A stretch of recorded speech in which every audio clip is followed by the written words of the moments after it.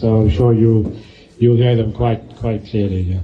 Right, without further ado, let's just get into the formalities. I'm Cedric Sissing. I used to be with Adams Booksellers, and then retired in 2018, and now I help Ike's do the book launches, which of course, as many of you regulars know, they are legendary, and we're very pleased to see that nearly a quarter of you here tonight are new first-timers. So welcome, and thanks to Luke for bringing the new members, because this is, I think, our 10th launch in 2 months. Yeah, so 2 months to 8-9 weeks. So, and they've really been, all of them successful, and the main thing about them was the diversity of subjects, but more important, the diversity of the audience. So that's, I'll do it now. So we really appreciate having Ike's as a historic, iconic venue to do our launches at. Okay, so as you can see, our guest this evening, Luke, as everybody I'm sure knows, is, sorry, yes, we're going to have to do that in between. Most of you know Luke Mulver, and on my further right is one of our regulars, our regular family member. We actually had a baptism for him a little while back, champagne on the head. Dayakar Padayachee, who's going to be in discussion with Luke here.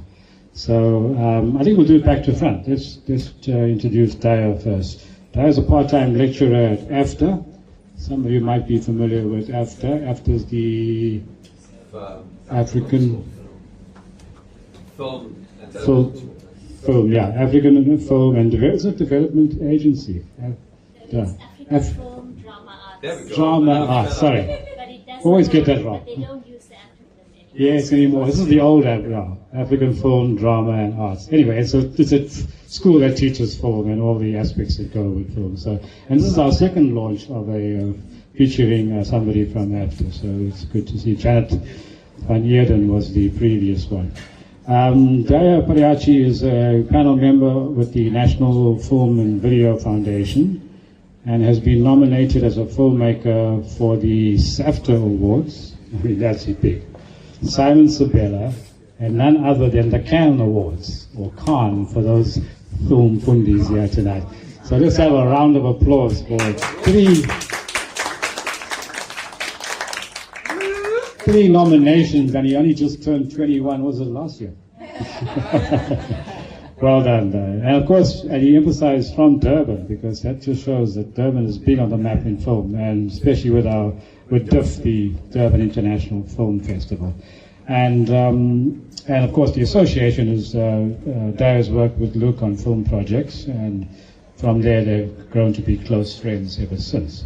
So that's Daya in a nutshell, and of course he's a wine fundi as well, so he'll chat to you about that, I'm sure, over a bottle that he'll polish off before we leave. Right. Then on to Luke. Luke, after graduating from Durban High School, did a stint of fine art at Rhodes University, another member of the university that's been here before. We've done quite a few. Anthony Ackerman, the play director, was here recently, launching Lucky Bastard, his memoir, which is on the counter there, and he was also at Rhodes. And so, Luke was at Rhodes before returning to Durban to complete his studies in graphic design at DUT. Was it DUT at the time, or Technikon Natal? It was DUT. It was DUT. Yeah. Well, I know you so long, Gosh, I know Luke from almost the 80s, when we were first on campus. From the Grimm fairy tales, Norse myths, and Greek epics, he was exposed to as bedtime stories. To his full-time adult career, the telling of tales has always been a huge part of Luke's life, specifically comic books. And you're going to tell us, Daya, my question I put already, the difference between a comic book and a graphic novel. There appears to be a distinct difference. So first question in when it comes to Q&A. Specifically comic books, which Luke discovered at an early age to be one of the most versatile and accessible mediums of storytelling. From Tintin to Tank Girl and everything in between, Luke has also always been fascinated by the power of pictures and words put together in tiny boxes. For Luke, it has always been a cathartic way in which to filter an often seemingly senseless world. And boy, does it get more senseless as we go around. Second attempt on Donald Trump. This is just one example of how crazy things are getting. Full-time comic book employment in South Africa is still fairly rare unless you are working remotely for larger overseas publishing houses. So local comic creators typically hold down other art adjacent jobs. Luke is no different, dabbling in a variety of freelance work from video game illustration. Oh, that's interesting. Yeah, so you go to the visual as well, the moving pictures, to graphic design. However, comic books remain his passion, and he has released a number of books throughout his career, including the South African cyberpunk series Nero, and the award-winning historical fiction Shaka Rising, which received global critical acclaim. We launched those, which year was it? No? That was 2018, 2019. 2018 and 2019, yeah, because I remember we launched both of those, yeah. So Sunday Slave, the latest series, is his most recent self-published endeavor, a horror western loosely based on the legend of mysterious guitarist Robert Johnson, and Luke's homage to the narratively rich genre of blues music. Wow. Pity Richard Hasselhoff is not with us this evening. He could have had a word or two about that. Right, over to you, Dad.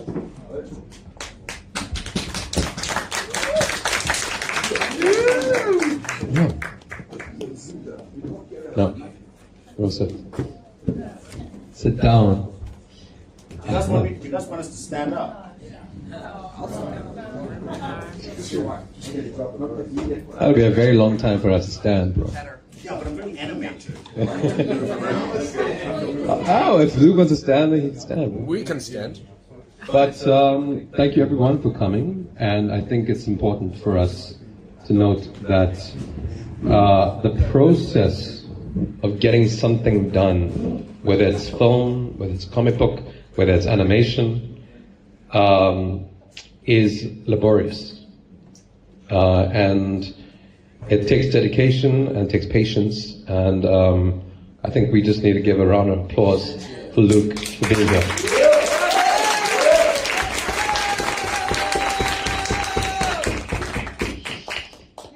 Yeah, so we finally here, man. Yep. I'm pretty nervous. No, there's nothing to be nervous about. I'm just going to drill you.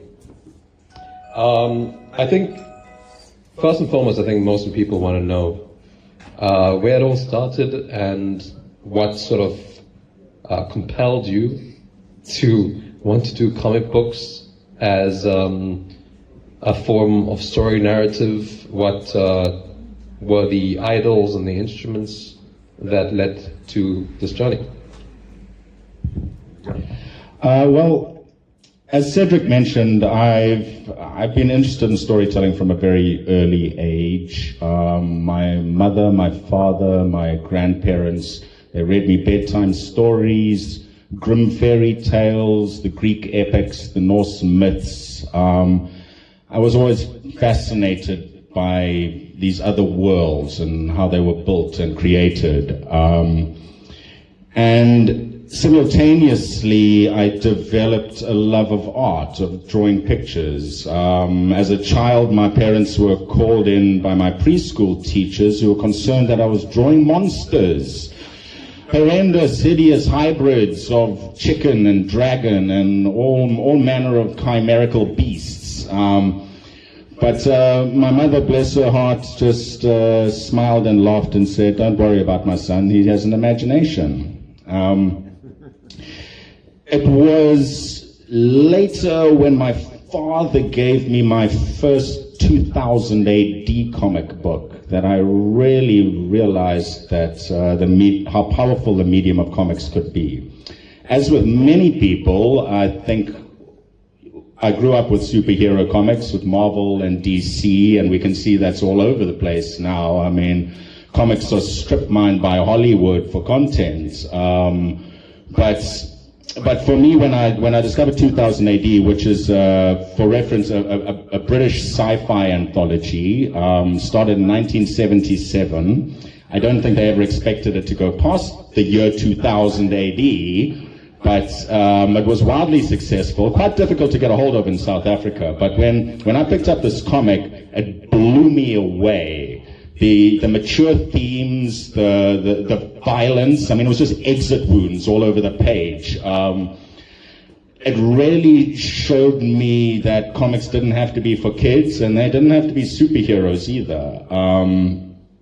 So I developed a love of storytelling through art and through writing, and as I got older, I became interested in film, and it was something that I wanted to go in with.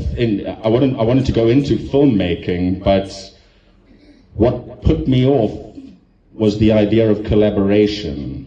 I didn't like the idea of working with other people, and to be perfectly honest, I still don't. You'll dilute my vision. I work alone.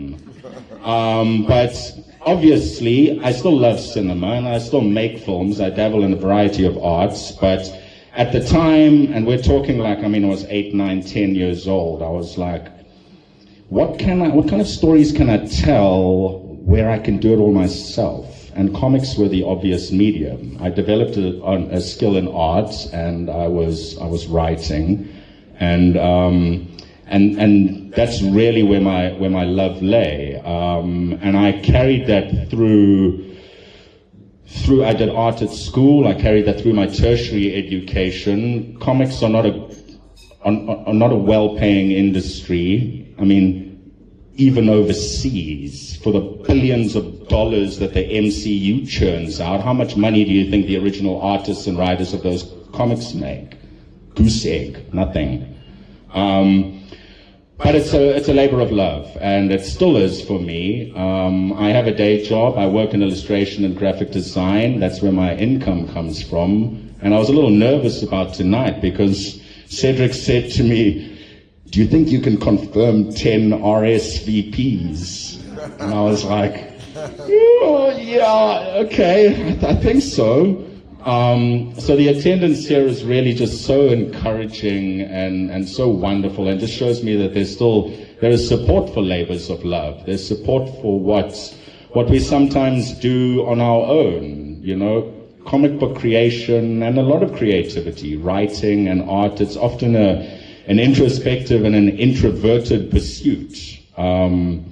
But seeing the attendance here tonight, seeing all you wonderful people, it's encouraging, not just for me, but I think for the rest of you, for anyone who wants to write or draw or just create.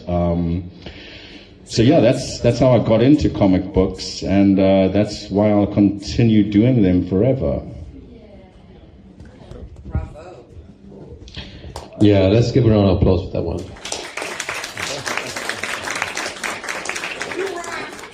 I think it's quite an amazing sort of happenstance, because when I started, before I got into film, I was drawing in exercise books in school, not paying attention to the teachers, but of course, neurodiversity. Most creatives are like that. But just drawing the medium within a format like a book, within gutters, within blocks, speech bubbles, just to convey your vision. I mean, in a way, it lends itself to storyboards, right? It's the foundation of storytelling. It's from the cave paintings to the first time Bob Kane and Bill Finger picked up a pen to draw a man dressed up as a bat. And that in itself is something that I think will last for a lifetime. Comic books, I know we have these arguments sometimes about comic books are not gateways to adaptation for film. But I think if you look at something like Robert Rodriguez's Sin City with Frank Miller and Zack Snyder's Watchmen, a lot of that visual medium can be translated so well on screen. And I think comic books and film do go hand in hand sometimes, right? So, getting to Sunday Slave, what sort of visual references, musical references led you to the inception of Sunday Slave? Well, firstly, I just want to unpack a couple of things you said there, which are accurate. Comics aren't a genre, they're a medium. And this idea in contemporary popular culture that is conflating comic book movies with superheroes is a dangerous misconception. There's so much more to comic books, the medium, than just superheroes. Every time I see an article that says, oh, just another comic book movie, what they're actually saying is just another superhero movie. The idea of comic books, as I mentioned, I mean, they've become a wealth of content for Hollywood to use, to adapt. And that's what they are. But there is this misconception that comic books, if you're a comic book creator, you're just some frustrated screenwriter waiting to see your stuff on the silver screen. That's not true. Comics are their own thing. And they are, in so many ways, a more powerful medium than anything else. They are culturally and linguistically transcendent. And I'm talking back from rock paintings and Egyptian hieroglyphs. This is sequential art chronicling stories. They are telling the tales of a people. If you, all the way back, and the brain, our own brain, anyone can read a comic and understand it, no matter who you are, no matter if you've never read a comic before, because our brain actually does things. The frames, the panels, they're called gutters. The brain fills in what's happening between two frames. It's something we do instinctively. It's a primeval, primitive thing. And that's, I mean, to me, that's so beautiful. Actually, I read an article a couple of months back. We are in the age of AI now. And AI is creating some pretty wild art and writing some pretty crazy scripts. And obviously Hollywood's grabbing onto all of that, because it's cheaper than hiring humans. But the AI couldn't figure out comics. It couldn't figure out what is happening in the gutter between panels, because it understands art and it understands words, but it doesn't understand the space between, and it's all about the space between. If you're a creative in any sense, a musician, a writer, an artist, you've got to consider the space between, and the AI can't do that. So to direct back to your question about Sunday Slave and how I visually came onto that. Sunday Slave is in large parts a homage to my own love of blues music, which I've always enjoyed because it's so narratively rich, because it comes out of like upheaval and social unrest and poverty and slavery and all this, this crazy human stuff.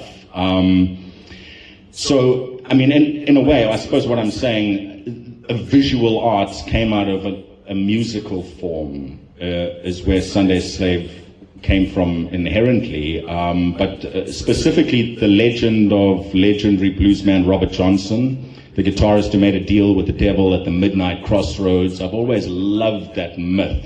I've loved, the first member of the 27 Club. Overnight, this guy, he came upon these virtuoso skills on the guitar, and this legend developed around him. I am not a spiritual man. I don't believe in anything except my own imagination, and maybe your guys too. But I believe in legends, I believe in storytelling, and I believe in people. I believe in the way people create these legends and build them around human beings. And for me, the tale of Robert Johnson was one such legend that dovetailed into a personal love of blues music, which again I felt was, I mean, it's one of the richest genres lyrically and musically. And for me, when those things came together in my head, I just wanted to put them down on paper. Also, like, I love the fashion, you know, like the fedora hat and the waistcoat and the suspenders, the switchblade as a slide on the guitar, you know. All of that imagery was so beautiful. I cut my teeth writing sci-fi and cyberpunk, but the danger of writing cyberpunk, especially in this day and age, is if you don't finish it quick enough, it becomes a work of documentary. Society and technology is accelerating so fast that, I mean, I couldn't predict what was going on. A few people have asked me about my earlier work, Nero, here tonight. But that shit's out of print for good, guys. I'm never going back to that because I couldn't predict what is here now. But writing a period piece like Sunday Slave, I feel gives, in some ways, a lot more freedom as a writer, because even, I mean, it's a fictionalized, anachronistic version of some time in the American Deep South between 1890 and 1920. I never give an exact date, but I think that gives a lot of freedom to the creation and the world building that you're doing. You know, you can get away with a lot. It becomes more. It's not based on fact. It's based on fact, but it's historical fiction. So yeah, I think you can give yourself a lot of leeway. Avoid science fiction, I'd say, at least for now. I love science fiction. I love this genre, but where we are now as a society, where society isn't accelerating as fast as the technology itself, I'm finding it harder and harder to write that kind of genre. So I've gone elsewhere. I've gone back in time.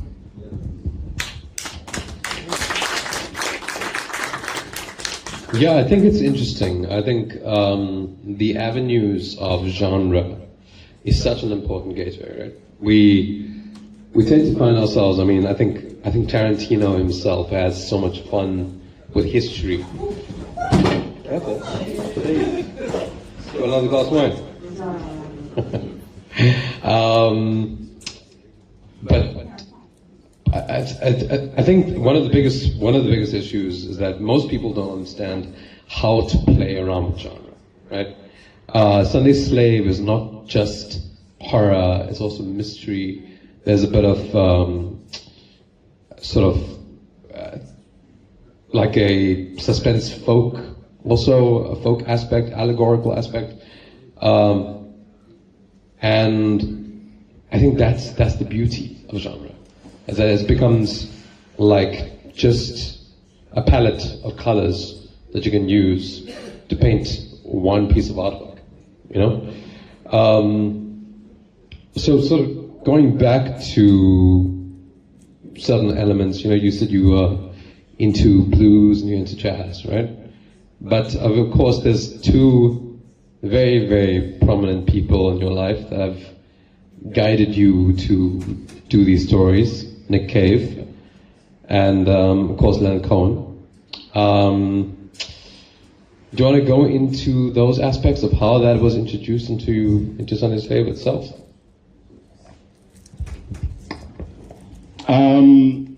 Well, Sunday Slave is literally the title of a Nick Cave song, so it was heavily inspired.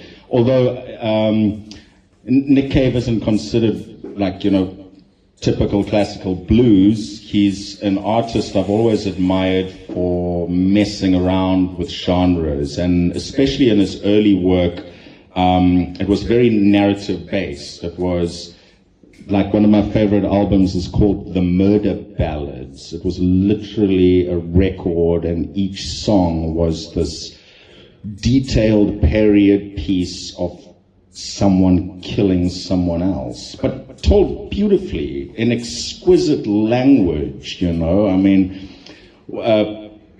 probably the best known song off that album is Where the Wild Roses Grow, which he collaborated on with Kylie Minogue.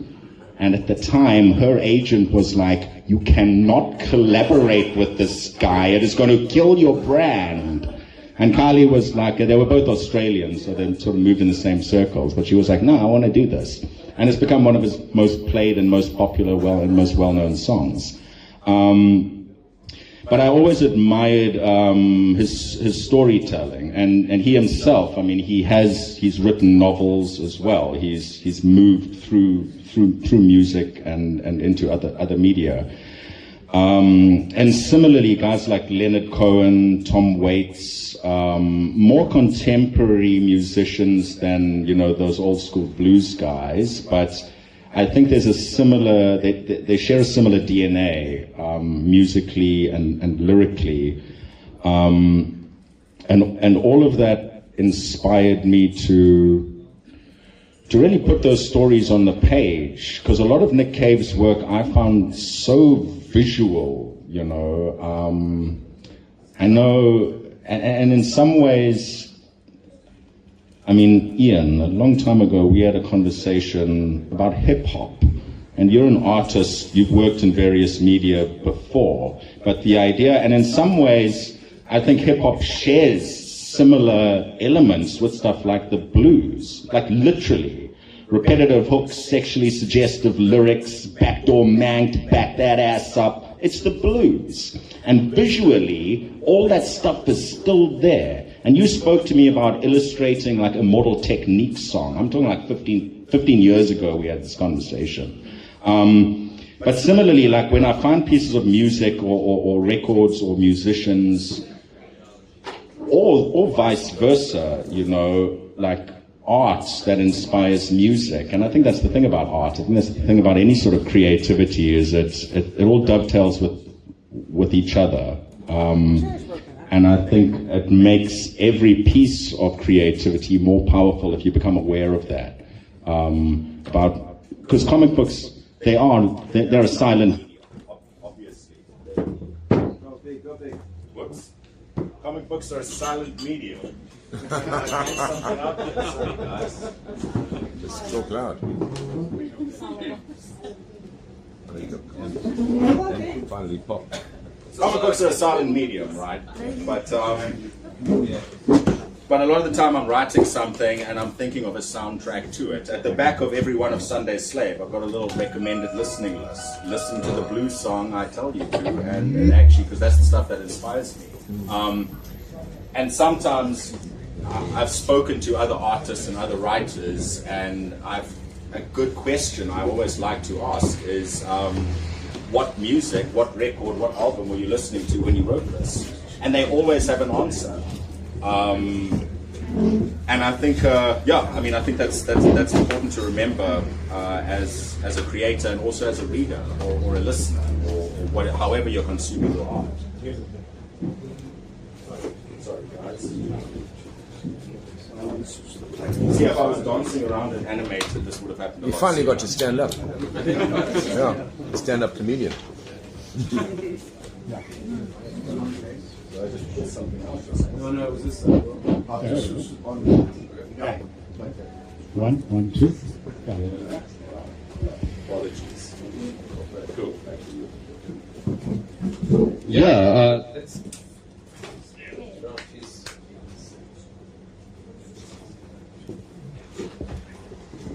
Yeah, so I think a lot of everybody is kind of very curious about what Sunday Slave is about. So can you give a just quick log line, and maybe we can get you to read a piece, a really important scene. Well, I mean, it's got pictures, so I can't really read from it. But it's about. Let me go back to something you said earlier about genre, about writing, because I market it as a horror western, Southern Gothic tale based on the legend of Robert Johnson. But that's marketing, because when I write, I'm not actually writing in genre, I'm writing characters. That's what drives the story. That's what drives the genre. That's what drives everything. What drives us? People always say experience, write what you know, experience is everything. And that's true, that's important, but I always feel it actually constrains you as a creator a lot. If you're only writing from experience, you're limiting yourself. Write from empathy. Empathy, rather than experience, I think, is not only what makes you a better writer, but a better person, And we're all driven by the same things, beyond race, beyond class, beyond gender. We are all human, and we have the same base fears and desires and aspirations. And I think as a writer, as an artist of any kind, that's worth remembering, because if you can put that into your characters, they become real. If you say to yourself, I'm writing a horror story, so I'm going to check these boxes, I'm going to use all these tropes. I'm a big believer in tropes. Tropes work. They're different to cliches. Tropes are tropes. But infuse. If you're writing in a genre, if you're writing tropes, if you're writing stereotypes, give them something extra. What is making these people tick? What is making these characters tick? And if you figure that out, and if you write those characters with that sort of nuance and complexity, and again, it's not hard, we can all do it. We all feel these things. Then your story falls into place. Then your genre becomes marketing, which is, again, important, but it shouldn't be the most important thing. So Sunday's Slave is a horror western based on the story of Robert Johnson, but it's a tale about why people do what they do.